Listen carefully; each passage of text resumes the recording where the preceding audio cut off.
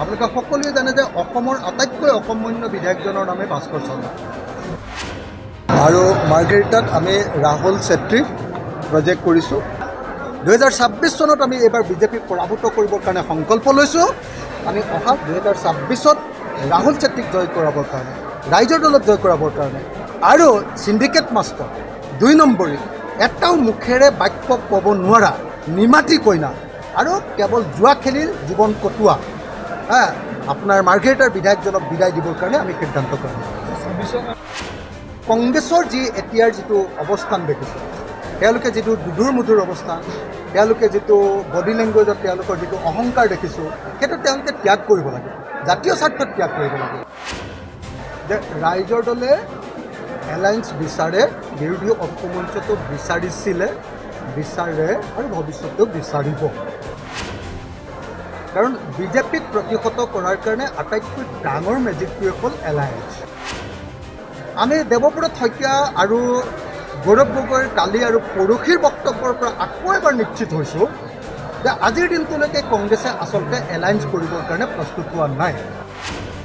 যে এলায়েন্সৰ কথা আমাক সুধি লাভ নাই, আমি এলায়েন্সৰ পক্ষ। এলায়েন্সৰ কথা আপোনালোকে কংগ্ৰেছক সোধক, আপোনালোকে এলায়েন্সৰ কথা গৌৰৱ গগৈক সোধক। বিৰোধী ৰাজনৈতিক দলবিলাকে আটাইয়ে এলায়েন্স বিচাৰে। মই ভাবোঁ যে অসমৰ খুব কম সমষ্টি আছে য'ত পুৰুষসকলে প্ৰতিনিধিত্ব কৰিব পাৰে। গতিকে তেনেকুৱা এটা সমষ্টি হ'ল মাৰ্ঘেৰিটা। বজালোঁ আজিৰ পৰা ইতিমধ্যে আমাৰ 13খন আঞ্চলিক কমিটি গঠন কৰা হৈ গ'ল আৰু এতিয়া আজিৰ পৰা আমি বুথ কমিটিবিলাকৰ কাম আৰম্ভ কৰিম আৰু কিছুদিনৰ ভিতৰত 2 মাহ 3 মাহৰ ভিতৰত আমি বুথ কমিটিবিলাকৰ কাম শেষ কৰি দিম আৰু 3 মাহৰ ভিতৰত আমি ইলেকশ্যনত যাতে যিকোনো সময়তে খেলিব পাৰোঁ তাৰ কাৰণে মাৰ্ঘেৰিটা সমষ্টিত আমি প্ৰস্তুত হ'ম। মই ভাবোঁ যে অসমৰ খুব কম সমষ্টি আছে য'ত পুৰুষসকলে প্ৰতিনিধিত্ব কৰিব পাৰে। গতিকে তেনেকুৱা এটা সমষ্টি হ'ল মাৰ্ঘেৰিটা। গতিকে গোৰ্খা সমাজৰ এজন আটাইতকৈ অগ্ৰণী লিডাৰ ৰাহুল চেত্ৰী, উদীয়মান লিডাৰ, তেওঁক যদি প্ৰাৰ্থিত্ব নিদিওঁ আমি কাক দিম? গতিকে ৰাইজৰ দলে গোৰ্খা সমাজৰ এজন উদীয়মান লিডাৰ, ছাত্ৰ নেতা, উদীয়মান নেতা, তেওঁক আমি এনেকৈ প্ৰাৰ্থিত্ব প্ৰদান কৰিছোঁ, প্ৰদান কৰিম আৰু তাৰ কাৰণে তেখেতক আজি প্ৰজেক্ট কৰিবৰ কাৰণে আজিৰ সভাখন আয়োজন কৰা হৈছিলে আৰু আজিৰ সভাৰ পৰাই ৰাহুল চেত্ৰীয়ে মাৰ্ঘেৰিটা সমষ্টিত কাম কাজ আৰম্ভ কৰিব আৰু 2026 চনত আমি ৰাহুল চেত্ৰীক বিধায়ক হিচাপে পাব খোজোঁ। ৰাইজে আজি সকলোৱে সংকল্প লৈছে, শপত লৈছে যে এইবাৰ আপোনাৰ বিজেপিৰ বিধায়কজনক যিকোনো প্ৰকাৰে পৰাজিত কৰিব আৰু ইয়াত ৰাইজৰ দলৰ বিধায়কক জয়ী কৰা হ'ব। মানে মই এটা কথা স্পষ্ট কৰি দিওঁ যে ৰাইজৰ দলে এলায়েন্স বিচাৰে, বিৰোধী ঐক্যমঞ্চটো বিচাৰিছিলে, বিচাৰে আৰু ভৱিষ্যতেও বিচাৰিব। কাৰণ বিজেপিক প্ৰতিহত কৰাৰ কাৰণে আটাইতকৈ ডাঙৰ মেজিকটোৱে হ'ল এলায়েন্স। কিন্তু আমি দেখিছোঁ যে গৌৰৱ গগৈ বা কংগ্ৰেছে এলায়েন্সটোৰ পক্ষত অৱস্থান লোৱা নাই। তেওঁলোকে কেতিয়াবা হেহু নেহু কৰে, কেতিয়াবা তেওঁলোকে দুৰ্বল্যমান অৱস্থাত থাকে আৰু কেতিয়াবা তেওঁলোকৰ বক্তব্যৰ পৰা আমি বুজিব পাৰোঁ যে তেওঁলোক কোনোপধ্যে এলায়েন্সৰ পক্ষত নাই।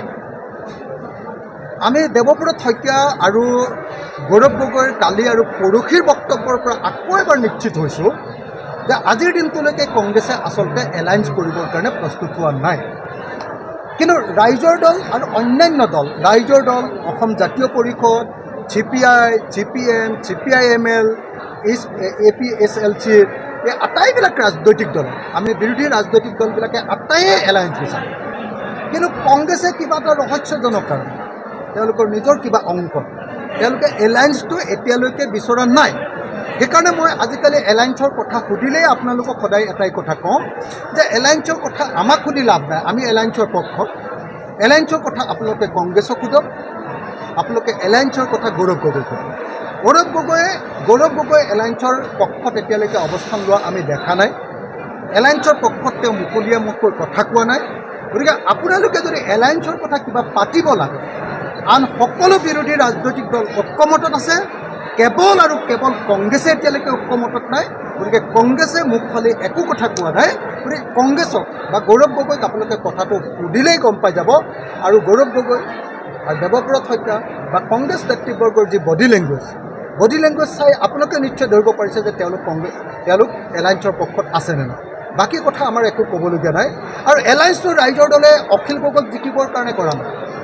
দেৱব্ৰত শইকীয়াই কৈছে যে 4-5টা সমষ্টিতে শিৱসাগৰ আৰু আপোনাৰ কি কয় আমাৰ চৰাইদেউ দুইটা জিলাতে শিৱসাগৰ আৰু চৰাইদেউ দুয়োখন জিলাতে 5টা বিধানসভা সমষ্টিতে তেওঁলোকে নিৰ্বাচন কৰিব।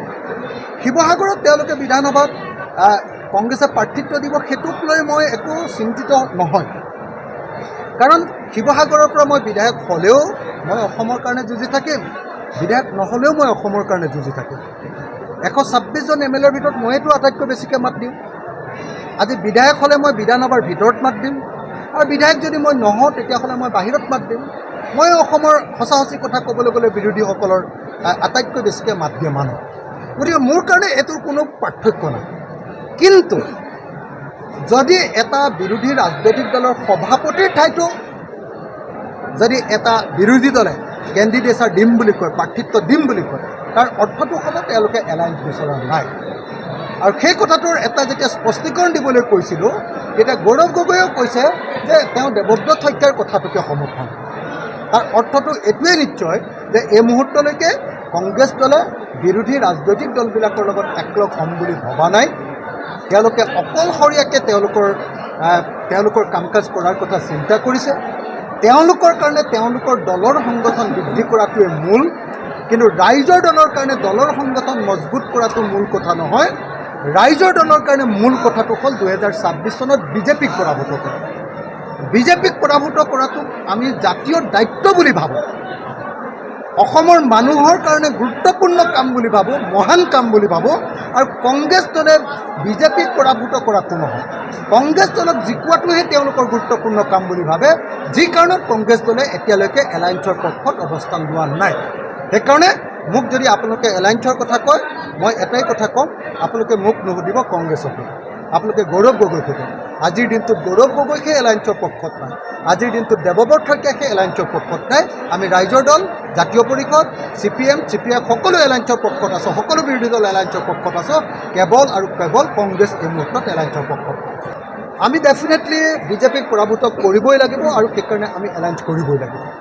সেইকাৰণে কংগ্ৰেছৰ যি এতিয়াৰ যিটো অৱস্থান দেখিছোঁ, তেওঁলোকে যিটো দুধুৰ মুধুৰ অৱস্থান, তেওঁলোকে যিটো বডি লেংগুৱেজত তেওঁলোকৰ যিটো অহংকাৰ দেখিছোঁ, তেওঁলোকৰ যিটো কি ক'ম মানে এতিয়ালৈকে সকলোকে মিলোৱাৰ লক্ষণ আমি দেখা নাই, সেইটো তেওঁলোকে ত্যাগ কৰিব লাগিব।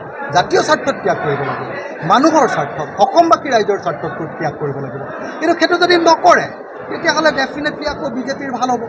সেইকাৰণে মই আশা কৰোঁ যে আমি সকলোৱে মিলি বিজেপিক পৰাভূত কৰিবৰ কাৰণে কংগ্ৰেছ, ৰাইজৰ দল, আমি আটাইবিলাক দলে ঐক্যবদ্ধ হ'ব লাগিব। আৰু মাৰ্ঘেৰিটাত আমি ৰাহুল চেত্ৰীক প্ৰজেক্ট কৰিছোঁ।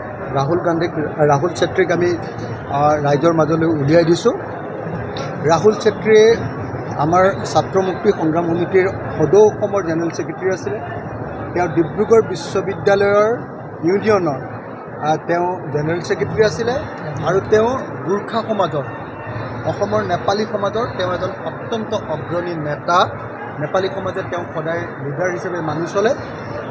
সেই গোৰ্খা সমাজৰ এজন লিডাৰ ৰাহুল চেত্ৰীক আমি এইবাৰ মাৰ্ঘেৰিটা সমষ্টি বিধানসভা সমষ্টিত প্ৰাৰ্থিত্ব প্ৰদান কৰিবৰ কাৰণে ৰাইজৰ দলে সিদ্ধান্ত গ্ৰহণ কৰিছোঁ। আৰু সেইকাৰণে আজিৰ দিনটোৰ পৰা আমি মাৰ্ঘেৰিটা সমষ্টিত আমাৰ নিৰ্বাচনী কাম কাজ আৰম্ভ কৰিছোঁ। আজি তেওঁ যোগদান কৰাই নহয়, আজিৰ দিনটোৰ পৰা আমাৰ প্ৰত্যেক দিনে কাম হ'ব। ইয়াত 13টা পঞ্চায়ত আৰু নগৰ সমিতি এখন আছে। এই 13টা পঞ্চায়ত আৰু নগৰ সমিতিতে কাম কাজ কৰিবৰ কাৰণে আমাৰ ৰূপম ঘোষৰ নেতৃত্বত ইয়াত কাম কাজবিলাক আৰম্ভ হৈ গৈছে। ইতিমধ্যে কাম কাজ আমি আৰম্ভ কৰিছোঁ, আৰু 2026 চনত আমি ইয়াত বিজেপিক পৰাভূত কৰিম। আপোনালোকে সকলোৱে জানে যে অসমৰ আটাইতকৈ অকৰ্মণ্য বিধায়কজনৰ নামে ভাস্কৰ শৰ্মা। আপোনালোকে সকলোৱে জানে যে অসমৰ আটাইতকৈ দুৰ্নীতিগ্ৰস্ত 2 নম্বৰী চিণ্ডিকেট মাষ্টাৰজনৰ নামে ভাস্কৰ শৰ্মা। আপোনালোকে সকলোৱে জানে যে অনবৰতে জনতাৰ কথা নহয়, অকল নিজৰ জুৱা খেলাৰ কথা ভাবি থকা MLA-জনৰ নামে হ'ল আপোনালোকে সকলোৱে জানে যে মাৰ্ঘেৰিটা সমষ্টিৰ বিধায়কজন। সেই মাৰ্ঘেৰিটা সমষ্টিৰ বিধায়কজনক এইবাৰ আমি যিকোনো প্ৰকাৰে মাৰ্ঘেৰিটাৰ পৰা আমি খেদিব লাগিব। মাৰ্ঘেৰিটাত আমি এজন নতুন পুৰুষ, শিক্ষিত পুৰুষ, জনা শুনা ল'ৰা, আৰু অসমৰ প্ৰত্যেকটো জাতি, ইয়াত ট্ৰাইবেলসকল আছে, ইয়াত টাইসকল আছে, ইয়াতে আপোনাৰ দেউৰীসকল আছে, ইয়াতে ৰাভাসকল আছে, ইয়াতে নগাসকল আছে, ইয়াতে অসমৰ আটাইতকৈ আদিপুৰুষ চিংফসকল আছে। ইয়াতে বাঙালীসকল আছে, ইয়াতে গোৰ্খাসকল আছে, ইয়াতে আহোমসকল আছে, ইয়াতে ৰাভাসকল আছে, ইয়াতে অসমৰ আদি পুৰুষ মৰাণ আৰু মটকসকল আছে, ইয়াতে আদিবাসী চাহ জনগোষ্ঠীৰ লোকসকল আছে, প্ৰত্যেকটো জনগোষ্ঠীৰ লোকক, ইয়াতে মুছলমান লোক আছে, সকলো মানুহকে আমি ঐক্যবদ্ধ কৰি 2026 চনত আমি এইবাৰ বিজেপিক পৰাভূত কৰিবৰ কাৰণে সংকল্প লৈছোঁ।